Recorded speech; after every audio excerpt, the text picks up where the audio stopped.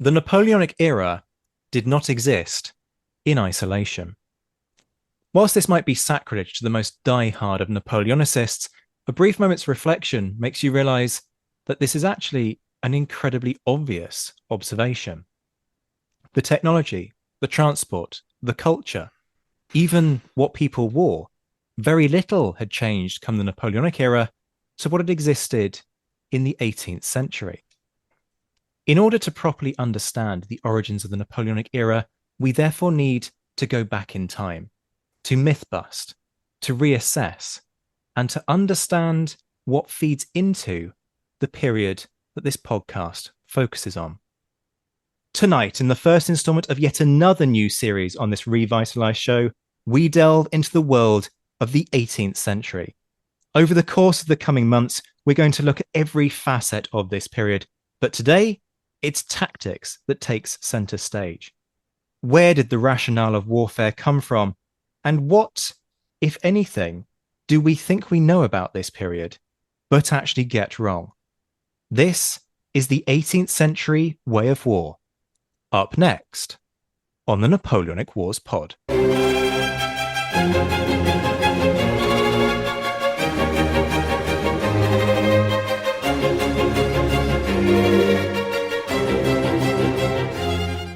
Hello and welcome to the Napoleonic Wars podcast. With me, your host, Dr. Zach. Oh, no, wait. I have wrestled control of the podcast away from my esteemed colleague, Dr. Zach White, although he is in the room with us today. My name is Liam Telfer, and we have a corker of an episode for you today. Although, mate, you say you wrestled it. Let's be honest. You are like 6'27" tall and a firefighter and veteran of the household cavalry. Like, there wasn't much wrestling involved when it came to trying to get a podcasting mic out of the hands of the spindly nerd who hasn't lifted a weight in about a decade and a half.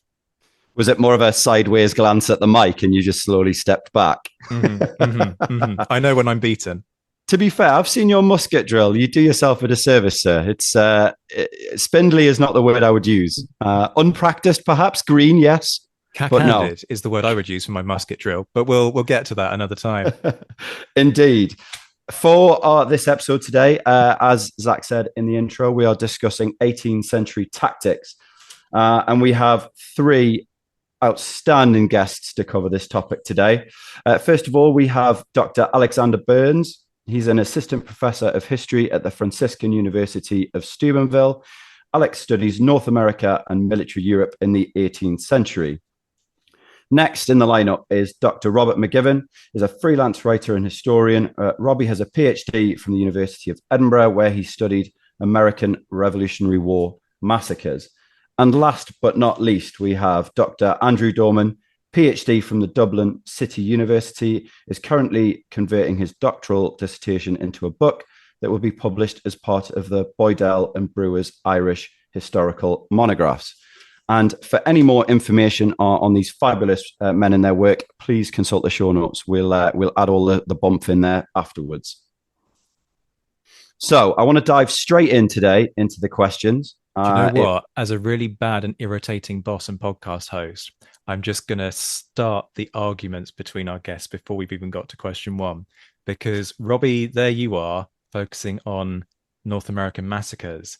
And we have Andy Dorman in the house, who has comments on the Boston massacre, which are better off coming directly from him than they are from me. Andy, would you care to kind of lay down the law and slap Robbie across the face with a glove? Well, I respect Robbie immensely, so I won't slap him across the face, but I'll slap the American exceptionalism and kind of their inherent ability to exaggerate across the face, because the Boston Massacre wasn't much of a massacre. It's more of a Black Friday sale. It's what fatalities in the single digits. It doesn't really count. So I put it in a bit of perspective. Here in Ireland, we had a period of 30 years where 50,000 people were made homeless, killed or wounded, and we called that the Troubles. Get over yourselves, I think, is the best point. Your plan has entirely backfired, Zach, because I'm in complete agreement with Andrew and have nothing to add.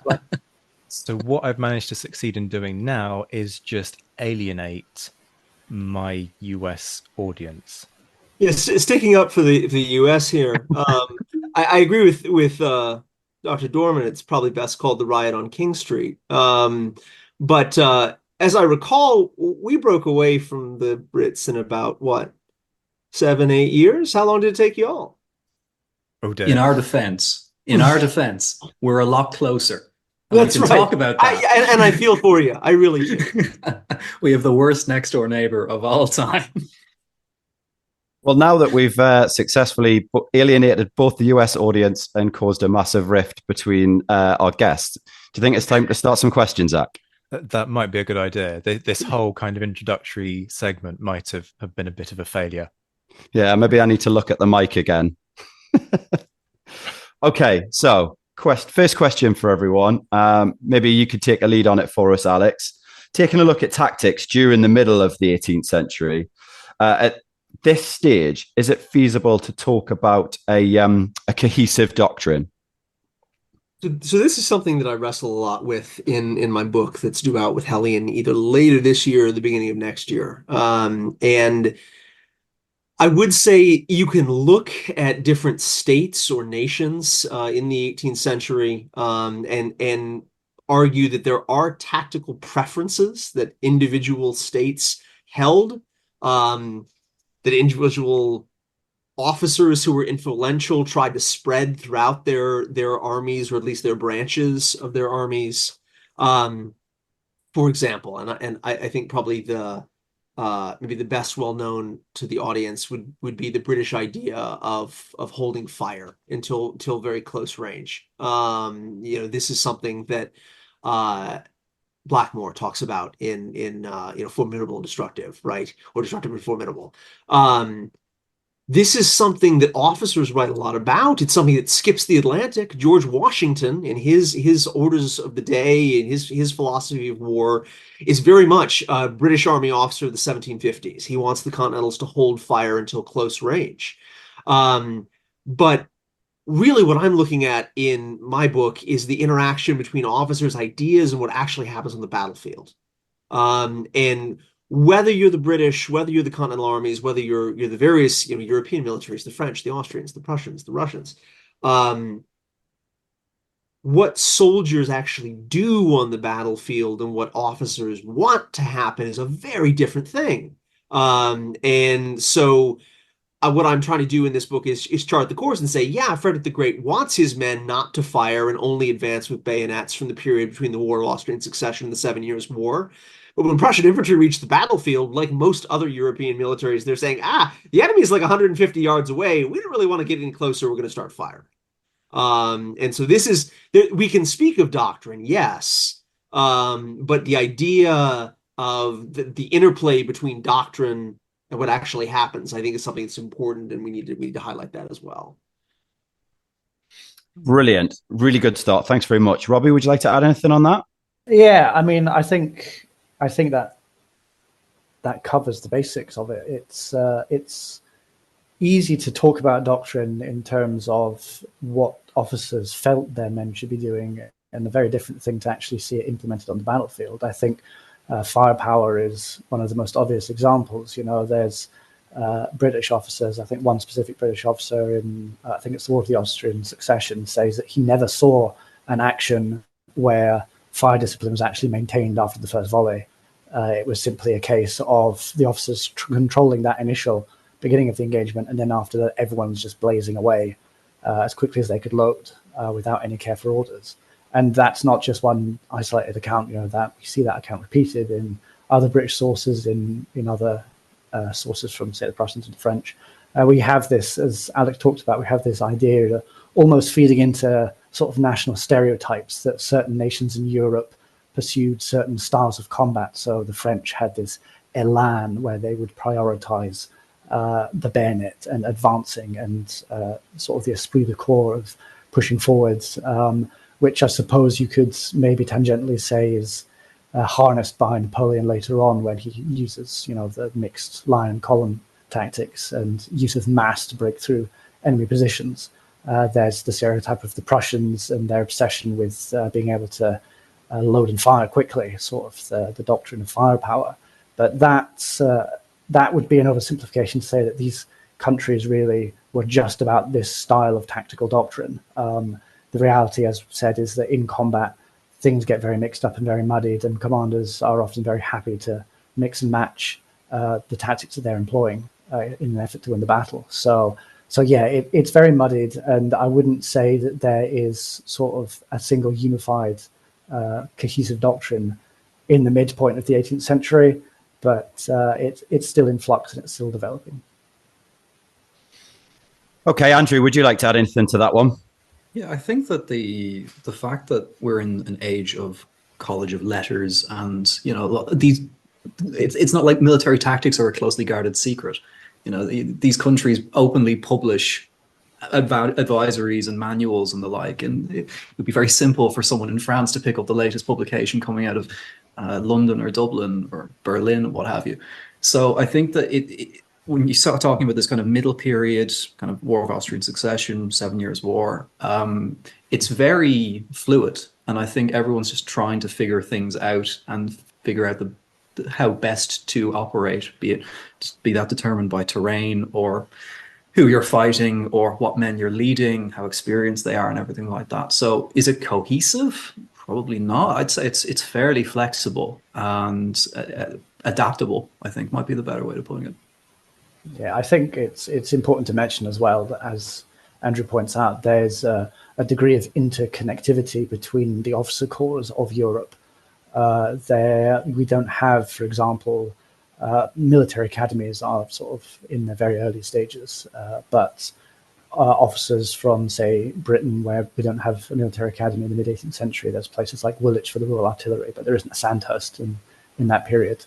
Officers will travel Europe. They will go to military academies that do exist in other places. They will attend reviews put on by other nations. And there's sort of an osmosis of military thought and military culture, which is shared to an extent across Europe. And again, if this is sort of, we're in a semi-proto-nationalistic stage, it's too simple to think that, each nation has its own style of fighting. The officer corps of each nation's armies are, as Andrew says, they're reading books written by officers of other armies and other nationalities. They're absorbing ideas, they're sharing ideas in their letters, and it's all quite interconnected to a degree that maybe does feed into the idea of a unified doctrine. But as we've said, it's not there yet. It strikes me that a lot of what we're talking about here is the sort of the human element of war. And I'm curious about how much awareness there is at the level of those who are sort of trying to implement these ideas. Alex, you're talking about people from Washington to Frederick the Great, sort of having these big visions. Obviously, they have experience. Washington as an officer in, I believe, the militia, perhaps having something more grassroots in terms of experience than Frederick the Great, but nonetheless, they have the experience to realize the distinction between theory and reality. And I wonder how much of that reality ends up being fed into what they're trying to implement, or are they sort of very closely kind of focused on the ideal itself? Sort of depends on the officer, right? I guess I would say if you look at people like the Comte de Guibert in France and his general essay on tactics, he's someone who, after the 7 Years' War, he's writing in the late 1760s and early 1770s, and he's actually drawing on the experiences of war and saying, based on practical examples, we should do this. He talks about particular regiment at the Battle of Bellinghausen that engaged the enemy not by volley fire, but using sort of running fire, not firing without orders. And he said, actually, it was pretty effective. We should just let the men do what they're comfortable doing. That would be the best way to engage the enemy. So there are, officers who kind of take these psychological preferences into account on the part of the men. On the battlefield itself, you see different responses to the tendency of soldiers not to do exactly what the officers say. One of my favorite is James Wolfe at the Battle of Dettingen in 1743. This is, of course, Wolfe dies at Quebec. He it says in his diary, or a letter to his father, excuse me, that the officers were begging and pleading with the soldiers not to fire while the French were at too great a range. So, I mean, James Wolfe, we think of this as, this kind of tough guy, very harsh military figure who has a lot of strict ideas about the army. He's describing like sort of begging the common soldiers not to fire at too great a range in the battlefield.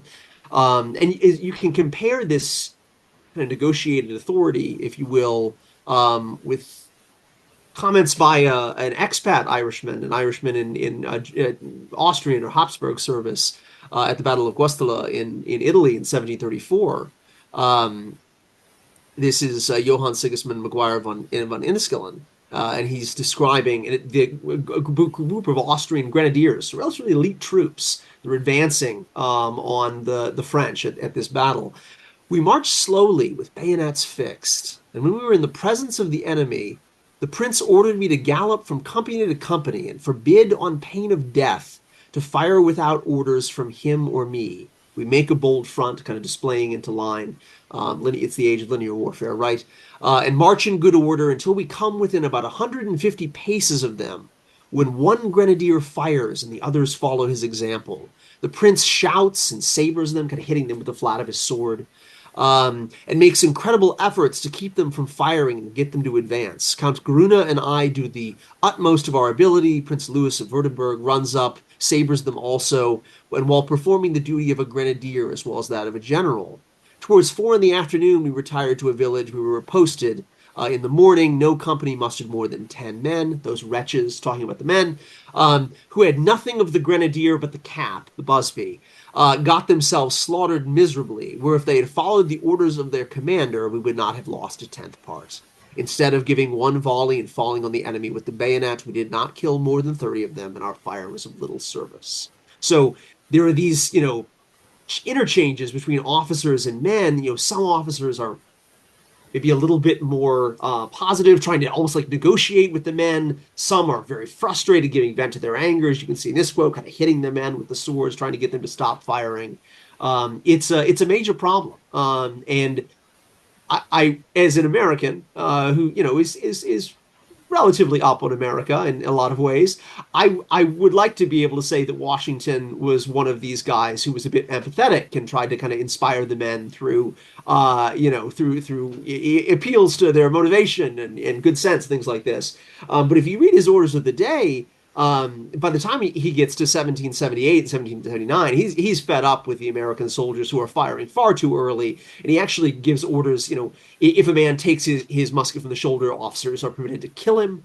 If the enemy, if you're trying to attack with bayonets and a soldier tries to fire, you can kill him. I mean, it's really kind of harsh stuff, and you do get a sense of just how frustrated these officers are, both over in Europe and also in America, with the men firing too early. So, Andy, sorry, folks, we've gone straight down a rabbit hole on question one, but hey, it's the Napoleonic Wars pod. Like, what did you honestly expect? Let me bring you in straight away on that, because listeners of the show will know the tropes around Irish soldiers in the British service during this period. The Connaught Rangers being described by Picton as the Connaught footpads, their disciplinary record perhaps indicating that some of the insults are too harsh, but the discipline critiques are perhaps justified. How do you see British officers trying to deal with that? Have we got to a point where the prejudice has become that sort of self-fulfilling prophecy when it comes to Irish troops in the British service, and that's therefore kind of manifested in officers instantly resorting to violence to keep the men in check, as they believe is necessary during the Napoleonic era, or are we still getting there? It's a good question whether there's like a national element to it, because you're dealing, in the British case anyway, you're dealing pre-active union. So the concept of, I guess, one could argue there's more of a concept of Ireland in the ranks in a way, but it's still an Ireland under an English crown. And for much of the period, it was illegal to recruit Irishmen of any denomination. Protestants become more acceptable as the century wears on. And then Catholics only really by kind of the 1770s do you see them officially recognized. They're there, obviously, in quite large numbers. So I haven't really seen very many cases of this, the sort of national disciplines being applied in the British example. I think we could maybe look at some Scottish regiments and see that, and they've got a bit more of a kind of esprit de corps. And a particular fighting style that's encouraged, various shouts of Claymore and various plains and Abraham and that sort of thing, which I'm sure other people here on the call can expand on. But if we look at the experience of the Irish soldiers in French service, you see something of a dedicated doctrine, perhaps bordering on it's just an acceptance that these people fight a little bit differently. Like the kind of historiographical tradition is that these are shock troops and they're really good with the bayonet and they were deployed as such. But as Robbie mentioned earlier, that was kind of French tactics anyway. So whether or not that's just historians saying, well, actually these guys happened to be sent in to where the fighting was bloodiest and they occasionally won. So you see this sort of myth almost developing off the back of standard doctrine being applied to certain forces who happen to be reasonably good at it. And they were fairly indisciplined. And they were, at the start of the century in particular, they were vilified. They thought they were, they came with basically no clothes, no weapons, and were laughed at. And by the end of the war, the Spanish succession, some degree of respect has been earned, but it took a long time. And even throughout the century, then they become more indisciplined. They become less Irish, ironically. They become a lot less Irish. They lose any sort of kind of homogeneity. And by the middle of the century, you're talking maybe 30% of them are still Irish, but they still have this Irish reputation for being good in combat. So I don't know. And that's actually kind of goes back to what we were talking about at the beginning with national characteristics. Whilst the 18th century is in a way the birth of the nation as we grow to know it and as becomes recognizable in the Napoleonic period, whether or not that's actually applicable in many cases militarily, difficult to say. Perhaps not. Interesting to see straight away there. We've got the kind of the early echoes. Can you have an echo that's an origin? You know what I'm trying to say. The early indicators of what will become, of course, martial race theory that I've spoken about before on the show. And, I will spare listeners from repeating it in detail, but basically this idea, you come from a particular place, you've got certain qualities from the nature of the place that you're born, that means you're suited to a particular task. So Highlands, that's a place where, if you're born in a mountainous or rugged terrain, you're going to be good at fighting. Obviously complete nonsense, but it gets applied across the British Empire. It's completely true. I can confirm it's completely true. We're amazing at fighting. I've never been in a fight in my life, but I'm imagining that if I ever was, I'd be amazing. Sorry, I'm just completely cut over you there. I just kind of following on that, the mention of Scottish regiments. It's really specifically Highland regiments, because Scottish regiments are, to all intents and purposes, more or less the same as ones raised in England in this period in the 18th century. Lowland Scottish regiments, that is. With Highland regiments, there's a very clear and distinct difference in terms of sort of everything from national stereotypes, the way they dress, tactics. There is a difference initially. So famously at Fontenoy during the War of the Austrian Succession, the Highlanders are allowed to fight in their own style, as they claim. They engage the French line. They lie down to avoid the initial French volley, which is actually not entirely unheard of in the 18th century. There's a stereotype of everyone has to stand stiffly in ranks and get shot at. Officers do permit their men to lie down occasionally in various conflicts throughout the century, whether it's under artillery fire or even musket fire. But it's relatively unusual, and a point is made that the Highlanders are allowed to do this, and then they leap to their feet and draw their claymores and charge in and engage in hand-to-hand combat, and thus live up to the absolute stereotype of the Highlander and the Highland charge. They doesn't actually really work because they still lose the battle, but they themselves acquit themselves quite well. That is, like I say, it's really 100% classic. That's what you think of when you think of Highlanders fighting in the 18th century. And then it rapidly peters out, and by the time of the American Revolution, Highlanders aren't really fighting in any different way to British Army regular regiments tactically. They don't even wield broadswords in combat anymore. For most of the American Revolution, they don't even wear kilts anymore. So even that element is divested. I'm not sure offhand what that really tells us about the evolution of tactical doctrine, other than to say that it's just interesting to see the way that this Highland stereotype kind of bleeds away. And although the stereotypes are true initially, they become less so rapidly as the century progresses.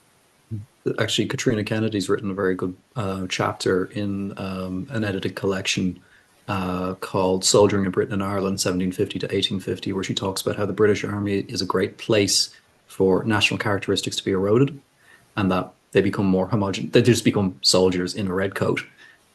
So it's an interesting kind of historiographical discussion as much as anything else as well. Mm-hmm. Yeah. And I mean, traditions are maintained for the purpose of essentially regimental morale. You know, the Highlanders, in fact, all regiments, or Irish and Welsh and Scottish regiments in the British Army during the American Revolution, do things like celebrating their saints' days. So St. Andrew's Day, 30th of November, for example, is a big day in the calendar of Scottish regiments, especially Highland regiments. And they have all these sorts of things, Highland traditions. You know, they have the officers almost always speak Gaelic. Commands are supposed to be relayed in English, but they are sometimes relayed in Gaelic. Things like these are maintained, but it's sort of a byproduct, and it's just used as a vehicle to maintain things like regimental morale or increase the regimental mystique, which is very important specifically for the British Army in this period, where, you know, the idea of the regiment is the primary fighting unit. And there's an element of national characteristics used for Scottish regiments in this period for that. Well, now that I've managed to, I love that rabbit hole, by the way, Zach, but I want to try and keep us on track. I know your calendar's free till next week, but I don't think mine is.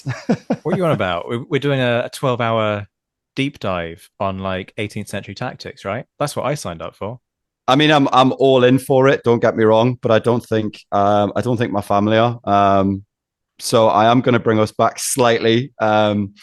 And just look at, I know we've mentioned it a couple of times, and we've mentioned some of the personalities that were sort of at play in the period, but sort of specifically perhaps revolving around doctrine. Where does this doctrine come from?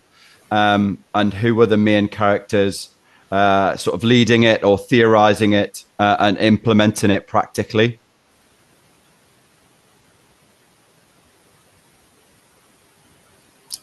That's a big question. Yeah.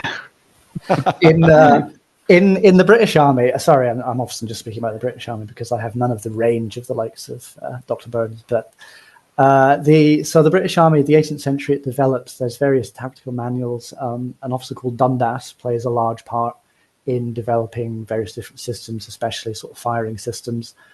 There's a great deal of debate among the officer corps during and following the American Revolution, because there have been a lot of tactical changes for fighting in North America, specifically trying to deal with things like the terrain. So North America has more sort of rugged, forested and hilly terrain than the open battlefields of Europe. And in order to deal with this, the British adopted a more looser style of combat than they would normally employ in Europe. They tended to fight in open order, so relatively large gaps between files, and in two ranks rather than three, and emphasize maneuver quite a bit, especially sort of closing with the enemy to bayonet point. And all of this worked actually very effectively in North America, despite the final result.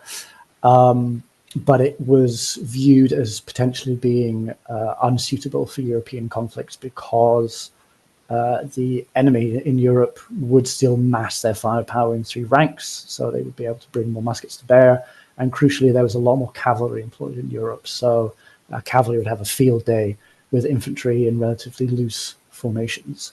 So there's a lot of debate during the war, but also in the early 1780s, where it's decided that ultimately that the British Army can't carry these North American characteristics into their tactical thinking when it comes to any future European conflict.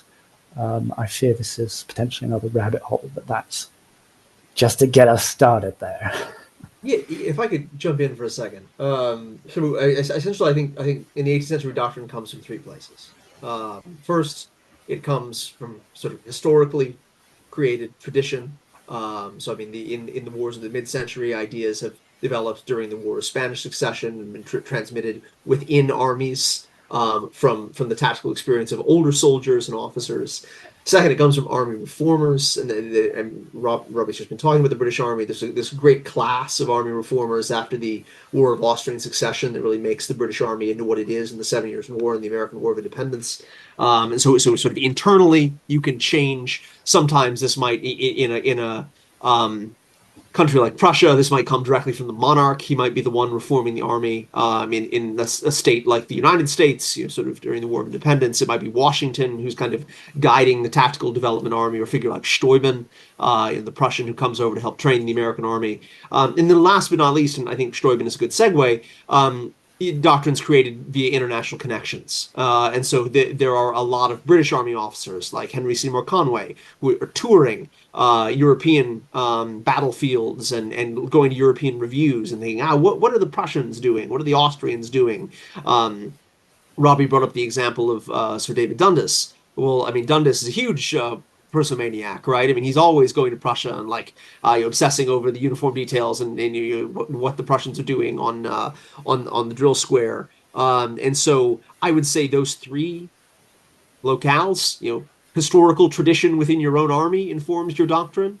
The efforts of reformers and generals and state leaders might want to change things up a bit, inform your doctrine. And then the international experience, both on the battlefield, when you're saying, the French are fighting a little bit differently than us, maybe we should modify our tactics, or going in peacetime and observing how the enemies are doing, essentially in realistic war games, what we call it today. Especially in the Prussian case, there are opposed war games, where the Prussians are fighting each other. And in the 1772 review, British General Henry Seymour Conway is noting, the Grenadiers are opening fire at 250 yards. Maybe we should consider, this is a good range to open fire in our army. So these three areas are kind of where doctrine comes from, I would say, in the 18th century. It's worth mentioning as well that the process that Alexander's just outlined is not new. They've been doing it since the 17th century. I mean, every military observer in that century spent at least some time somewhere else, be it usually in Germany, on one side of the 30 Years' War. And then during the War of the League of Augsburg, again, you've got this kind of expat community that come back with their military experiences. So it's the done thing. And it's only really later on where perhaps you see a change away from that. But this is the norm, very much in this period. I think, we should also maybe just emphasize that it might not be clear to people coming from another time period or from the modern era that there is no such thing as one big book of tactics that any single nation has. That is not a concept that simply it doesn't exist back then, which doesn't mean that there isn't doctrine and that it isn't being thought and written about and anything like that. It's just that there isn't sort of a central resource where, this is the British Army Manual of Tactics from 1735. That just doesn't exist. It's a process that involves different personalities and a lot of interchange and exchange throughout armies, both within the army and then receiving it from other militaries across Europe. Yeah, and officers within their own, going to Robbie's point, that it's not all running from the same playbook. Officers within their own armies often have vehement disagreements with each other over what the right doctrine is and what it should be. I think probably the most famous example of this is in the French case. They're debating all throughout the 18th century: should we fight in line? Should we try and mass troops in column and attack? Coming all the way back from Chevalier Follard.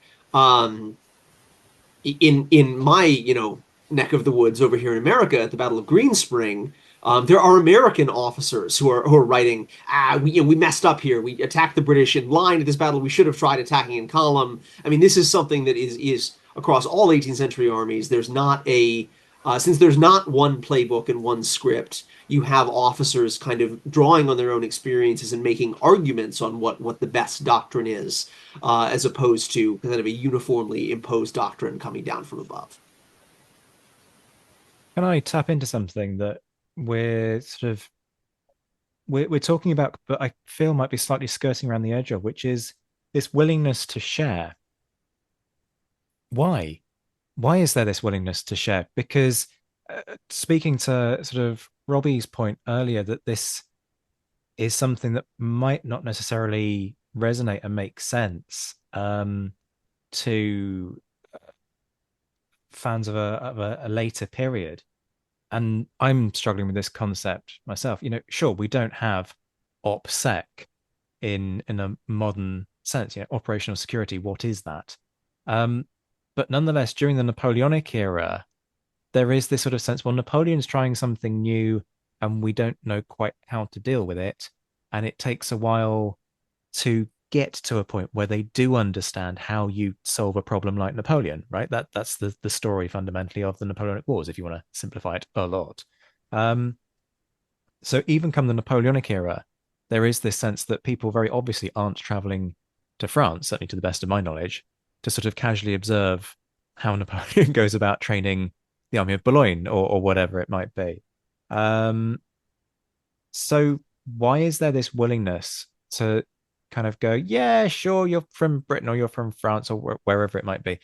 Come and see how we train. That's absolutely fine. Come and discover everything you want to know about how we fight so that you can go away and work out how to beat us. That's how I read it. And when you put it like that, it sounds incredibly dumb. But obviously there is a rationale behind it. So talk me through it. Andy? I think prestige is probably an element. It's not come and see how to beat us. It's come see how amazing we are. Look how well drilled our tall men are. That sort of thing.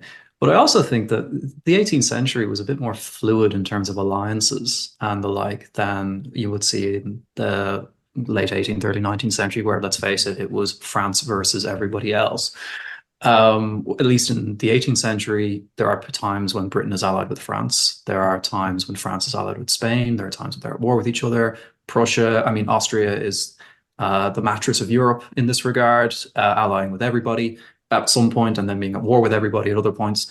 So I think that, who knows, the enemy of my enemy may be my friend at some stage. So perhaps there's an element of like, well, we're going to inform you guys because we may end up cooperating later on down the line. Although then again, one of the others might want to chime in and call that nonsense. No, I think that's absolutely right. There's, I think it kind of bleeds into, we have a very clear definition of, nationalism these days and nations in our history. And throughout, we're used to sort of the 19th and the early 20th century, Europe being divided into armed camps. Where everyone's kind of just waiting for everything to kick off, and that isn't the same in the 18th century. What Andy says is absolutely correct.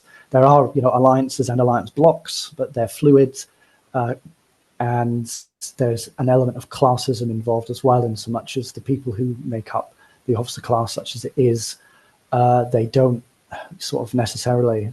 There's less barriers to the way they would think about their European counterparts. Than we might imagine today, or even sort of in centuries following on. They see themselves as members of the same profession. They're all, I don't want to sound like swing into stereotyping of, there's Europe in the 18th century is just this place of monarchs and kings and aristocracy where they kind of run everything and they have these gentlemanly walls of lace, which isn't the case. They are brutal and it's a complex geopolitical world that they exist in, but there just isn't the hard nationalistic barriers that we imagine today back then, and they might not, they wouldn't say, oh well, I can't possibly share this information with you because you're a Frenchman or something like that. There are stereotypes.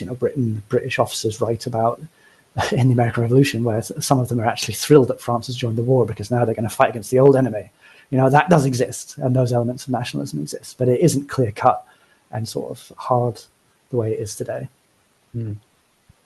I guess I would say the 18th century is sort of a midpoint, right, between the wars of essentially mercenary forces in the 1500s and 1600s and the wars of nations in the 19th and 20th century. And so kind of we're still in midway through that transition. And so there's very much the idea of sort of this international profession of arms. This is to some degree what Christopher Duffy calls military Europe, right? This international literate, community of aristocrats, essentially, who are traveling between these various states. I mean, there are Prussians serving in America. There are American officers, naval officers like John Paul Jones serving in Russia, right? I mean, this is a you might go for a period of years to serve in another army or to um, to learn what another army is doing, and then you bring some of that knowledge back to your own state is the hope.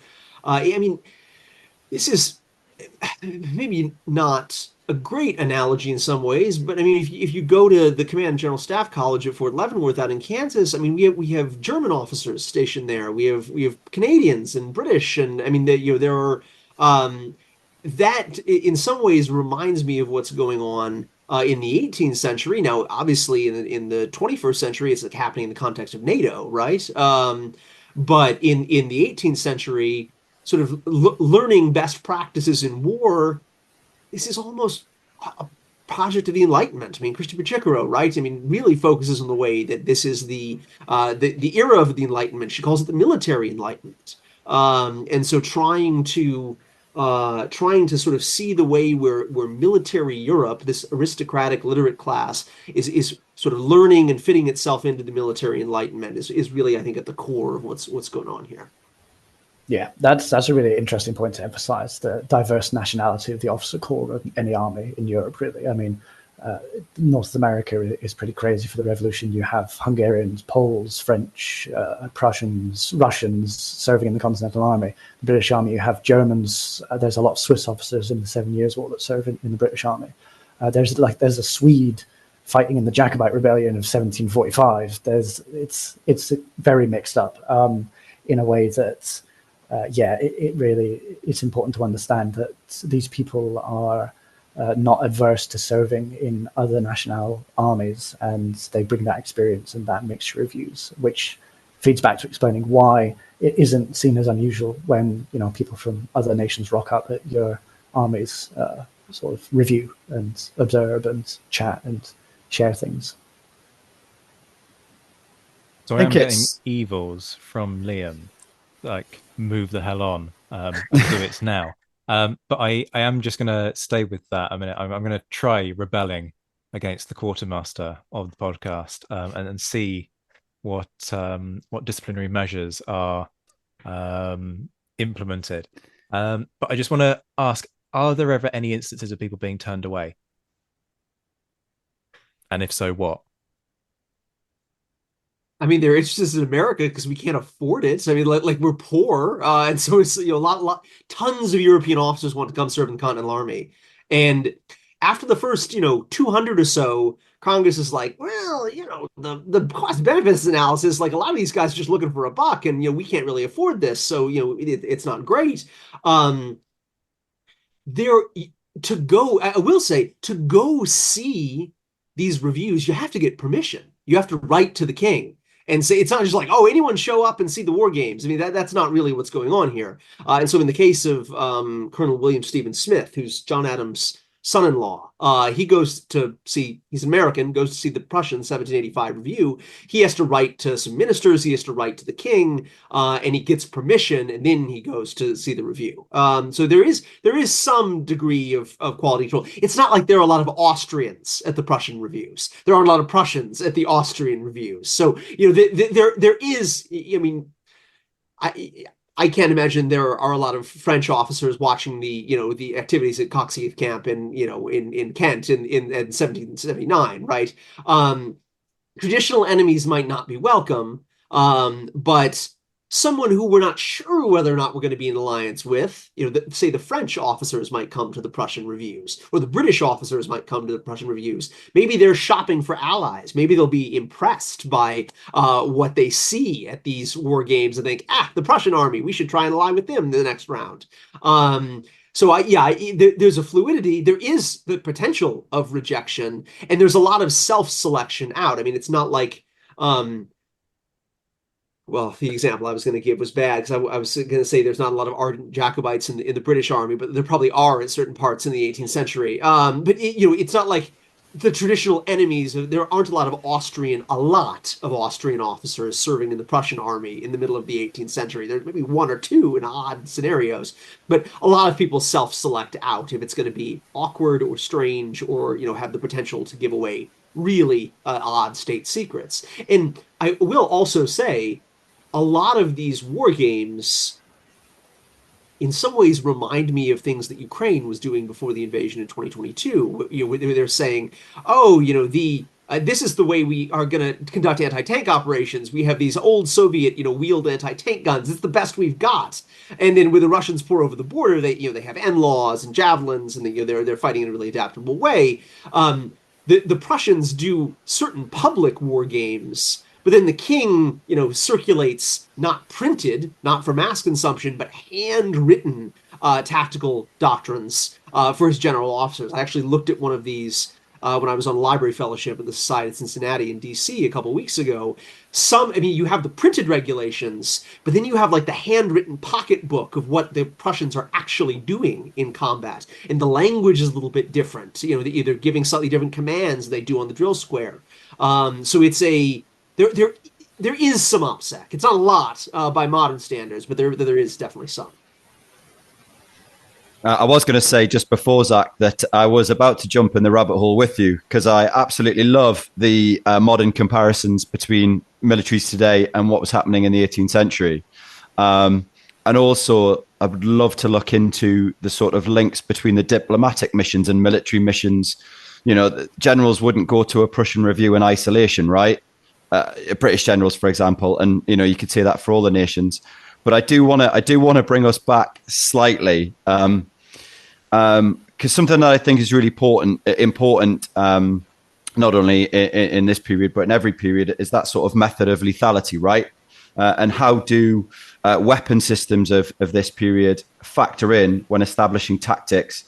And does that cause an international variation in certain doctrines because of availability of industrial resources, for example, or access to good powder, for example?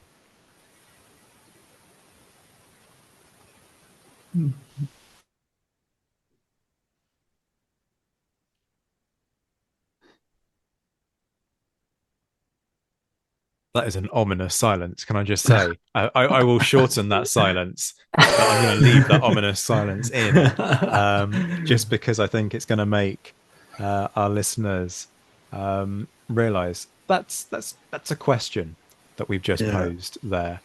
Bill, I mean, I think I can only speak to my limited understanding of this, but resource allocation logistics play a significant role in training. And if you have powder that is spare, you can do live fire exercises more regularly. And particularly for the garrison that was based in places like Ireland or Gibraltar, Mallorca and the like, they often did not have access to the powder levels that were optimal. And as a result, there's this idea that training suffered by result thereof. So I think having access to that sort of thing makes things easier. And I think on continental Europe it was probably much the same. In terms of things like different weapons and weapon developments and the like, I mean, the fact that you've got the kind of age of Brown Bess speaks to weapon innovations at the time. But even within that, though, in the French theatre of the 7 Years' War, French muskets were considered extremely desirable because they were lightweight and they were more easily portable, and apparently they were more accurate. So you've got British officers constantly asking for these, particularly for light infantry and the like. So there is elements of it for sure, but and I'm going to throw out a statement and let the others disagree with it. I would argue logistics plays more of a role than weapon innovation in this century.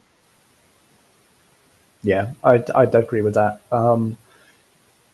As you say, the use of gunpowder during training by the British Army for most of the 18th century is heavily regulated, simply because it isn't an infinite resource.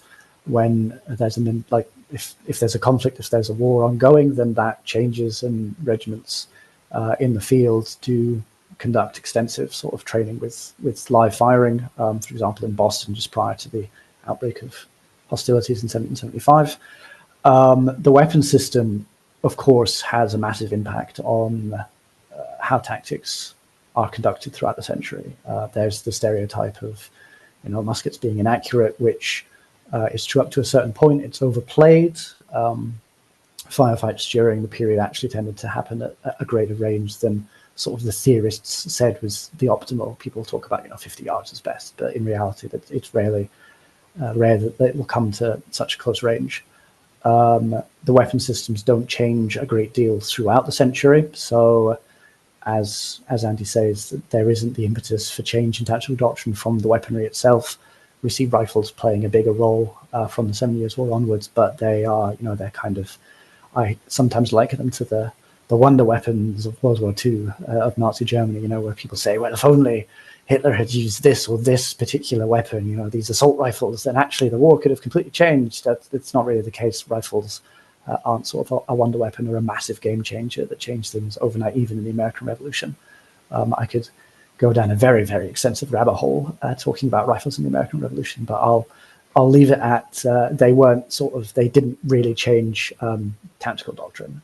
There's a side rabbit hole which we could go down looking at light infantry doctrine and the development of that from the middle of the 18th century onwards. It develops concurrently but sort of semi-separately in North America and Europe. It's very visible by the time we get to the Napoleonic period. But yeah, that doesn't speak to sort of overarching changes for militaries as a whole. I guess I would say there are moments where like the quality of the technology can matter, but I think that's more to Andrew's point about logistics in some ways. I mean, the British Army has, and this is not for me. This is Matthew Spring's argument. They have relatively poor quality of flints in the War of Independence, and as a result, their a flint stone ignition system in the musket. I mean, they're flintlocks, right? That's how they fire. As a result, the quality of their firepower maybe slackens off a bit compared to the Americans, particularly in some longer engagements. Likewise, there's concerns maybe about the quality of powder. This is a huge problem for the Swedish Army in the Great Northern War. You get into Russia, and the constant story of fighting against Russia, from sort of pop history is, well, it's cold and there are a billion Russians, and there are a lot of Russians that Charles XII has to deal with. But at Poltava in 1709, he's outnumbered. But one of the major problems is he's got gunpowder that shoots the musket balls 20 yards out of the muskets and they fall to the ground. I mean, that's a huge problem for his forces as they go into that battle. So the quality, and then you sort of not just the quality of the technology, but the actual getting into Andrew's point in more detail, the logistic itself. I mean, there are a couple battles in the War of Independence. The Americans are kind of on the verge of winning. The Battle of Germantown in 1777, the Battle of Eutaw Springs in 1781. The Americans are pushing the British Army. They're on the attack. Relatively rare. Usually it's you all attacking us. And if we're speaking frankly, usually it's you all beating us. But at these fights, the Americans run out of ammunition because on average, the American soldiers going into action with maybe 24 or 30 rounds, where the British are going into action with maybe 40, 50, 60 rounds. And so as a result, as a result of logistics failing, as a result of sort of low money on the part of the Continental Congress, our troops are less prepared for action in a logistical way than the British Army is. Should also, speaking about weapon systems, it would be unfair to leave out the artillery, which and this is Andrew's point again, it's logistics are king. The reforms throughout the artillery in the 18th century are not so much about sort of technological advancements in the weapon systems themselves. We don't really see sort of rifles, cannon barrels, and things like that. It's more to do with the logistics and streamlining how artillery is sort of brought to the battlefield. So that the French, have massive overhauls during the American Revolution, and just prior to that, the Austrians in particular developed a very effective artillery system towards the latter half of the 18th century. And these artillery systems are mainly about sort of standardizing things like ammunition, sizes, things like that. So it all starts to become very technical, but it doesn't necessarily have a huge impact potentially on sort of individual moments on the battlefield and tactics. It's more about making sure that these systems are efficient and that they can be deployed effectively. Yeah, I must say, Liam and I know all about the travails of flints being poor quality. See our recent 4 rounds a minute video for more on that. And what I've also taken from that is that we need an episode on light infantry doctrine. Yes, we do. So that'll happen at some point. But in order to avoid a flogging from our esteemed quartermaster, I want to move the conversation on to terrain. And I have a feeling that this is one of these things that people think they know about the American Revolution, particularly in that, largely forested areas in North America versus open plains of Europe affecting tactical methodology. But firstly, is that right or is that a nonsense? And then also, I guess the follow-up question is, if that is right, how flexible are nations in approaching challenges of terrain, and how much of that is baked into the training from the get-go versus has to be developed either in retrospect or on the fly on campaign? Sorry. No, I don't really have a full answer to that, but I just wanted to jump in quickly and say that there is a little bit of stereotyping and myth making in so much as this concept of, North America is all covered in forests and Europe is all just a big field. There's by the time of the American Revolution, especially, I think people have just watched Last of the Mohicans too much, and combat is happening. Well, there is a lot of combat on the frontier, which often isn't talked about as much as it should be. But most of the major battles of the American Revolution occur in the sort of settled eastern seaboard regions where there are roads which aren't great, but the roads in Europe aren't great. There are fields, there are built up areas. It's not as alien as sometimes it's made out to be in comparison to Europe. But yeah, absolutely backing up Robbie on that point.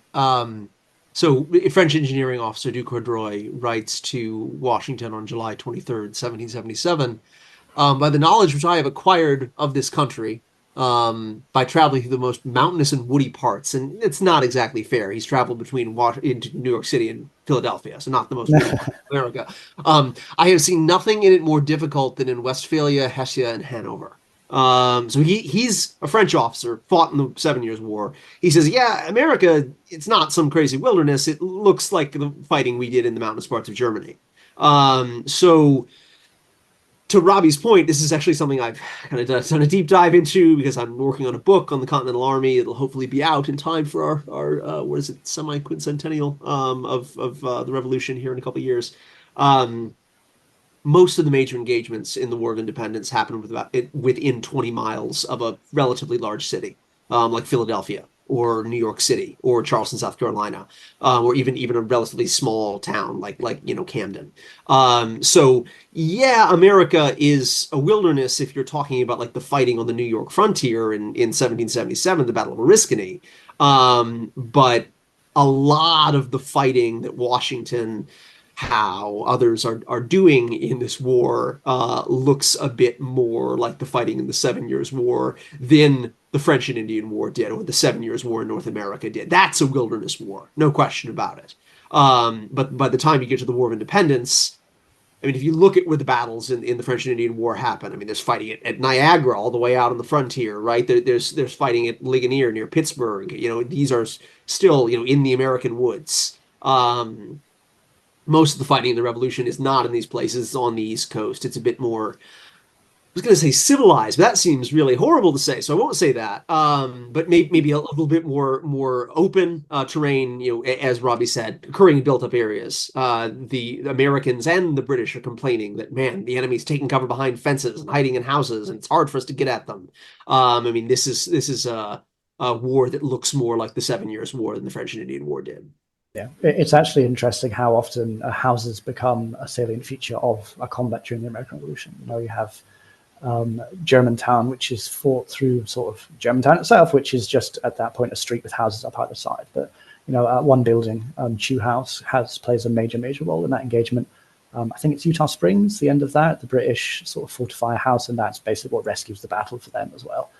So yeah, this is literally happening in people's backyards. It's not, as I said, Last of the Mohicans all out in some forest in the middle of nowhere. But also, I think a lot of people tend to forget that, French-Indian War came first, and that they didn't just forget everything.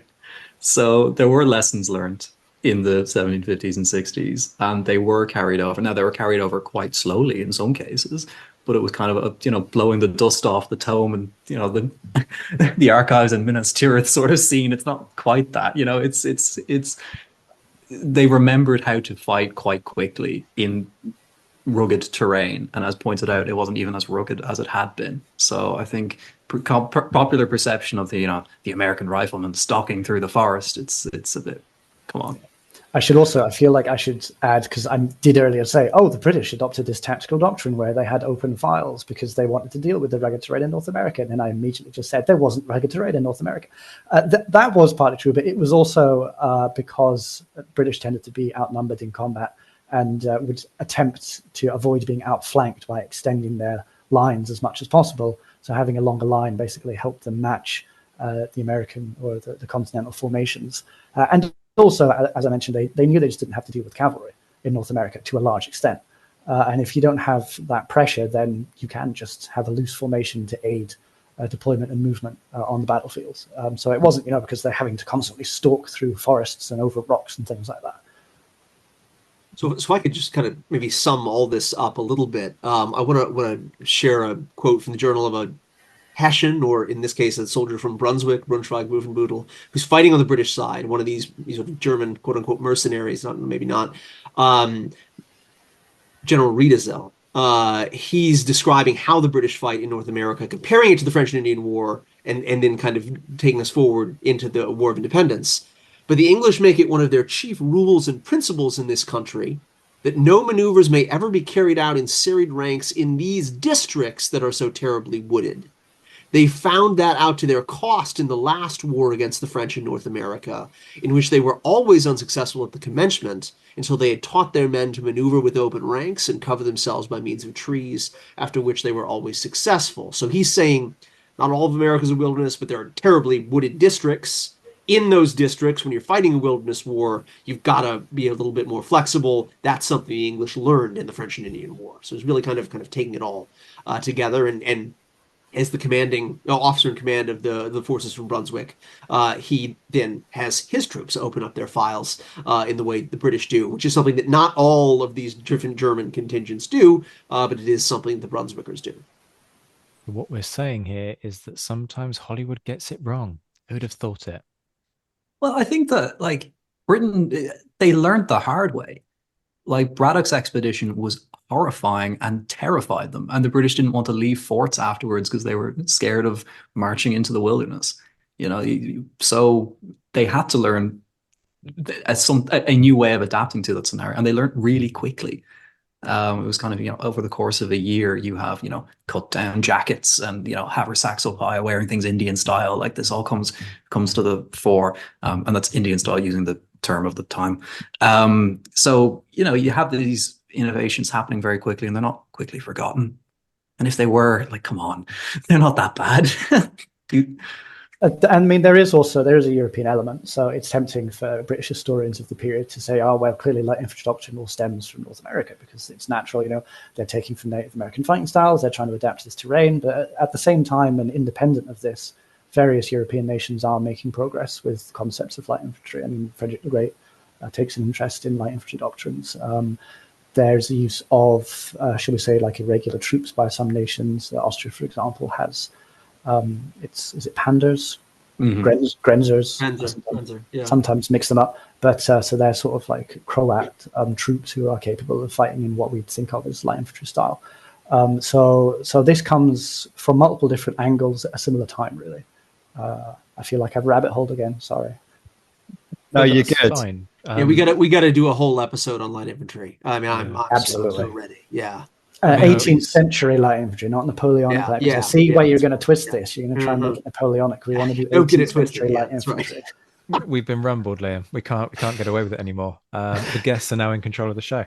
I was actually going to make a flippant point about how, we're talking about sort of the historiography, talking about everything sort of stemming from North America when it comes to light infantry doctrine, and perhaps sort of the British wanting to sort of claim some of the credit or use that as an excuse for, well, look, this is why we lost. They didn't fight fairly, Alex. That's the problem here, is that your guys didn't fight fair, and we've got to find that excuse.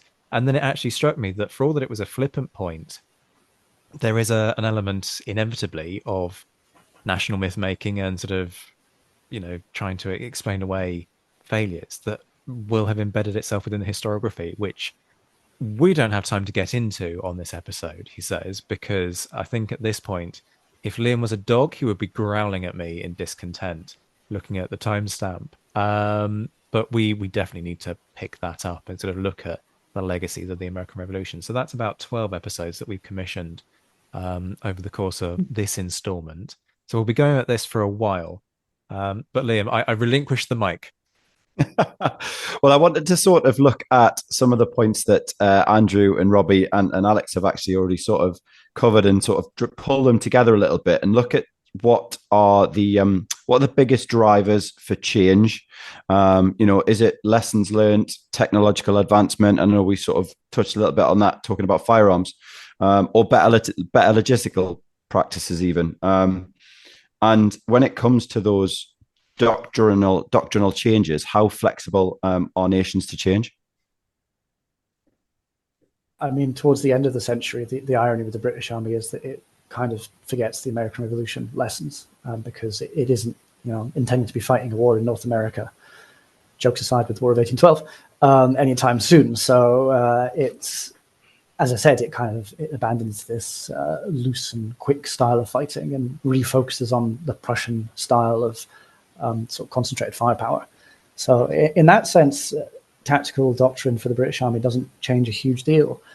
Things develop behind the scenes in terms of logistics. You see the idea of like a staff corps starting to develop more. This is already more developed in other nations like France, which already has the concept of like a dedicated staff, which amazingly the British Army somehow just does without for most of the 18th century. So those ideas are coming into force by the end of the 18th century, in time for the Napoleonic Wars. But even then, you see the Napoleonic period is a vehicle for change, which hasn't yet occurred. With things like logistics of the British Army, it doesn't have like a wagon corps until the Napoleonic period. It's still putting these things out to civilian use. So in a sense, there's still a lot to be done as we reach the 1790s from a British perspective, but from a wider perspective, I'm not sure. Alexander can probably tell us more about countries that aren't Britain. I mean, I would say in most places it's probably personality driven, right? I mean, I think of the period after the War of Austrian Succession as being a time of reform of the British Army because of the Duke of Cumberland, and he's really kind of promoting reformers in the army. I mean, when you have and often it's connected with monarchies, right? I mean, when you have a figure of intense energy, like Frederick II in Prussia, there might be a lot of military reforms that happened in the 1740s in a really short amount of time. When his successor takes over, Frederick William II from Frederick William III, by the time you stretch into the Napoleonic Wars, they're less interested in the military. They're less focused on kind of driving reforms in the army, and so depending on one historiographical interpretation of the Prussian army in the Napoleonic Wars, you get this period of stagnation after Frederick the Great.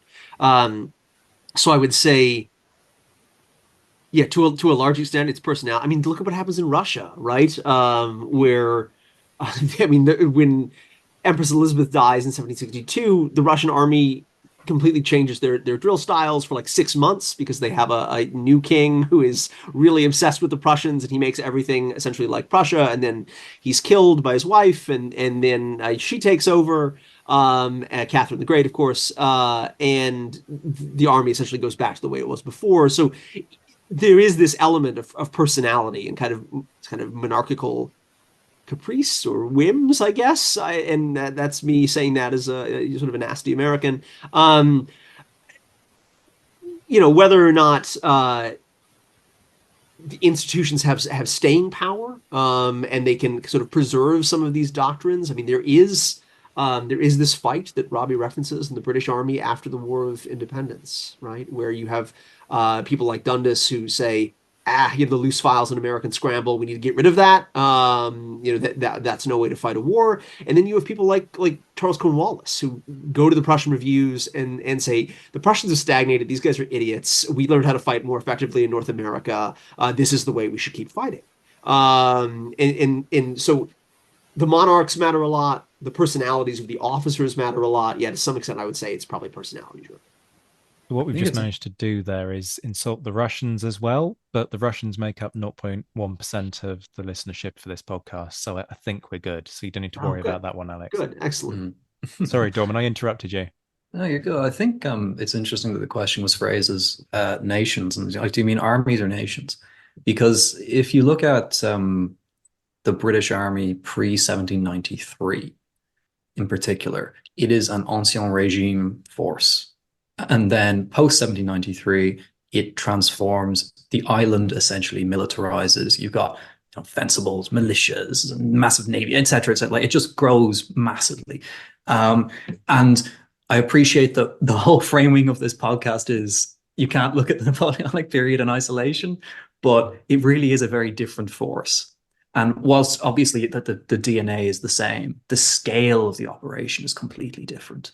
And that's the same across Europe, essentially. Like armies get so much bigger and they become like so much more Leviathan in kind of scope and scale. If you want to talk logistics, I mean, it's apples and oranges. You're dealing with completely different thing. And the war itself is longer. Okay, yes, there's a little bit of peace in the middle, but it is a longer conflict, and war breeds innovation and change. And when your war is 7 years long, that allows you a little bit of innovation, and then you've got a little bit more war in kind of the late 1770s, and then okay, you've got this much longer period in which you can actually implement systemic change that's top-down approved with a new militarized nation. So there are absolutely lessons learned, but the scale and the nature of how armies are viewed limits how much change can happen. And I think that's a perception of it, because there's a big anti-military sentiment throughout the period to army of tyranny, etc., etc., and a lot of handouts given out to that regard. So that I think it's worth bearing that in mind as well, that army reform isn't necessarily very popular. So pushing it through a nation is very different to James Wolfe writing a diary entry.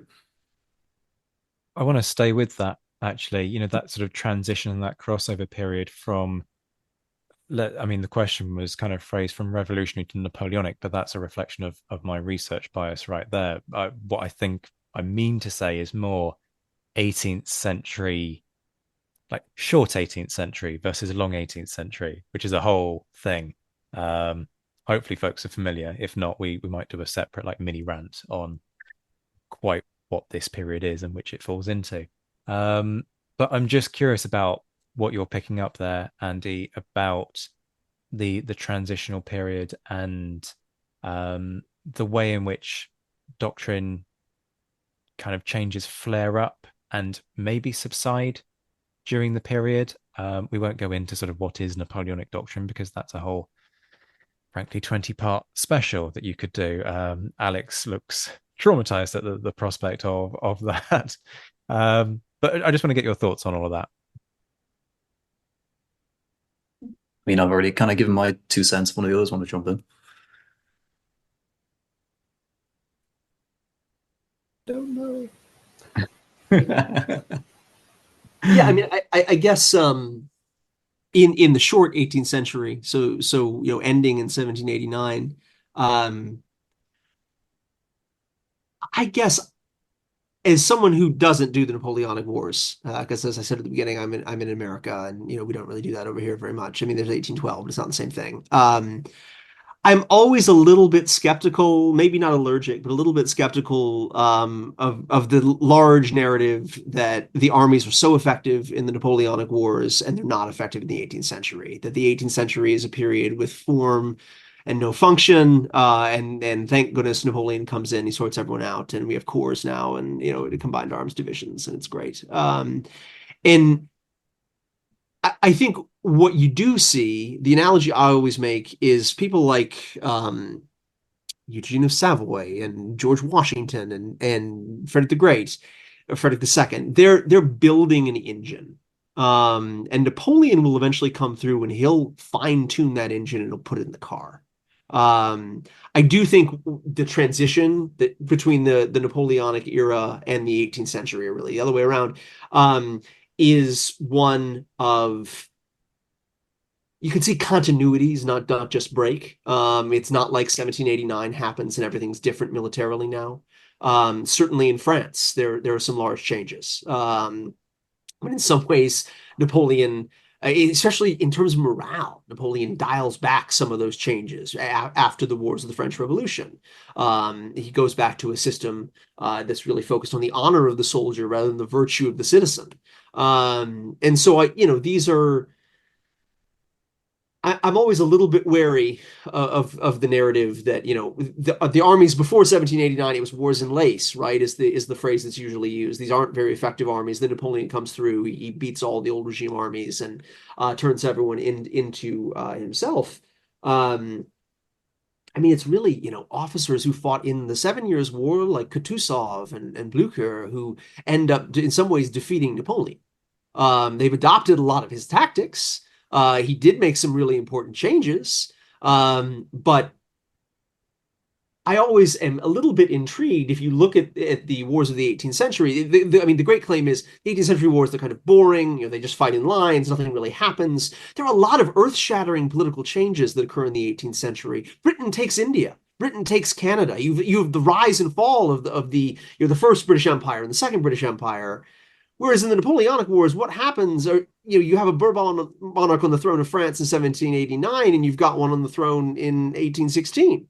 Right? I mean, nothing really happens politically. Obviously, I'm being very glib. A ton happens politically. You have the birth of nationalism. But I'm a little bit, as an 18th century historian, I always kind of bristle at this teleological lens that says, well, we've got to rush through the 18th century and get to Napoleon, because that's where all the interesting stuff happens. And there's a lot interesting back in the 18th century as well.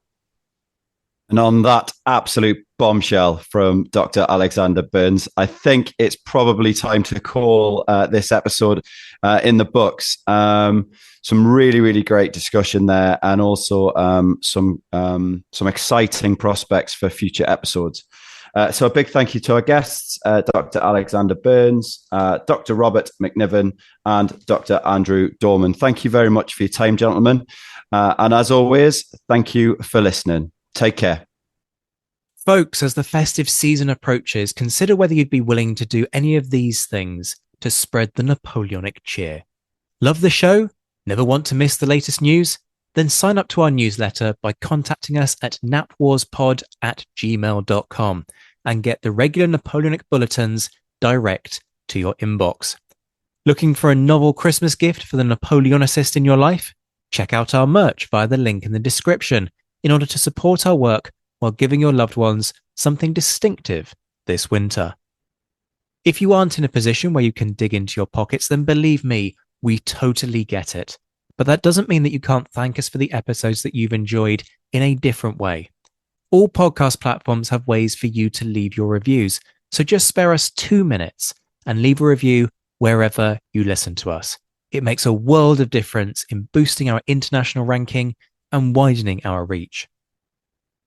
Much love to all our Patreon supporters who are enjoying a rejuvenated and revitalized offering of perks on Patreon. Head to patreon.com/the Napoleonic Wars pod to find out how you can join a buzzing community of like-minded Napoleonic nerds who are enjoying things like courses, socials, a book club, green room access to recordings, early releases, exclusive episodes, and much more besides. Their support is empowering us to triple our output and develop new exciting documentary channels. So if you want to be kept entertained on a daily basis when it comes to Napoleonic nerdery, prices start from just £2 a month. And you can, if you can spare the cost of a cup of coffee each month to support us, it would mean a huge amount.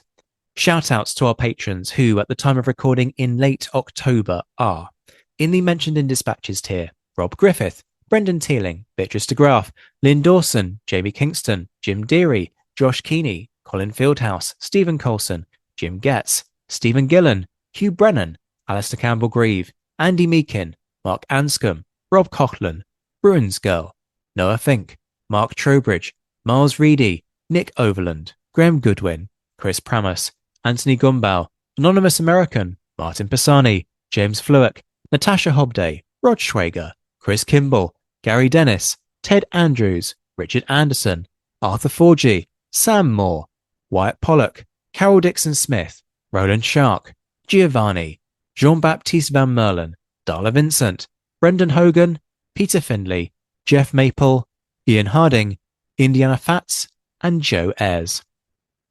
The Admirals: Mark Chestnut, John Haynes, Mike Guest, Rachel Stark, Mark Duckers, David Priest, David Maxwell, Graham Callister, Sean Sullivan, Stephen Ashworth, Dan Hazelwood, Kate Walcombe, Clemens Beman, Charles McKay, Reto the Sci-Fi Fan, Tim Day, Jason Morn, Tim Pritchard, and the enigmatically named Zed. The Chiefs of Staff: that's Adam Coslin, the Marshals, Ryan Diamond and JC Kaiser, the Legion de Scholars, Dan Hazelwood and Bob Burnham, and in the Crown Yourself tier, Emperor of the First French Empire, Todd Campbell, and the Duke of Wellington, Laird Campbell. We'll be back very soon, but until then, this has been the Napoleonic Wars Pod. On behalf of myself, Liam, Luke, and Josh, take care of yourselves, folks, stay well, and as always, thank you for listening.